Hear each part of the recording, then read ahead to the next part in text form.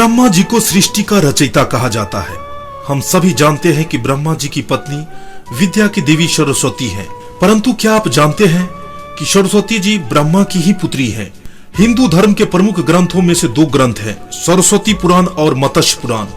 इन दोनों पुराणों में बताया गया है कि ब्रह्मा ने अपने ही बेटी के साथ विवाह रचाया था। आइए हम उस कथा के बारे में आप लोगों को बताएं। ब्रह्मा ने ही अपनी ही पुत्री के साथ विवाह जैसा निंदनीय काम क्यों किया? सरस्वती जी को विद्या की देवी कहा जाता है। कहा जाता है कि देवी सरस्वती की कोई मां नहीं थी, केवल पिता ब्रह्मा ही थे।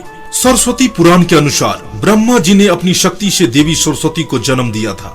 ब्रह्मा ने अपनी बनाई हुई रचना सरस्वती जी को देख के आकर्षित होने लगे और लगातार उन पे अपनी दृष्टि डालने लगे। ब्रह्मा जी की ऐसी दृष्टि से बचने के लिए सरस्वती जी चारों दिशाओं में छिपने लगी, परंतु वह ब्रह्मा की नजरों से ज्यादा देर तक बच नहीं पाई। इसीलिए वह जिस दिशा में भी छिपती थी, ब्रह्मा की नजर उसे ढूंढ लेती थी।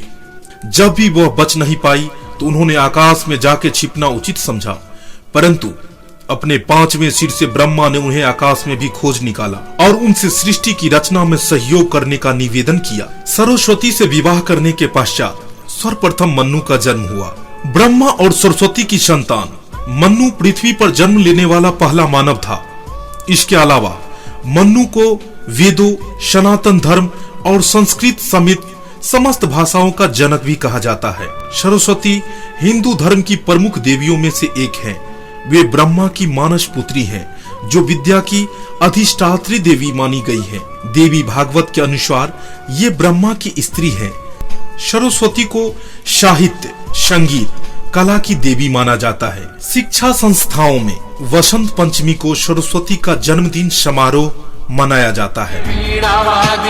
सरस्वती हंसवाहिनी सरस्वती विद्यादायिनी सरस्वती नारायणी नमोस्तुते।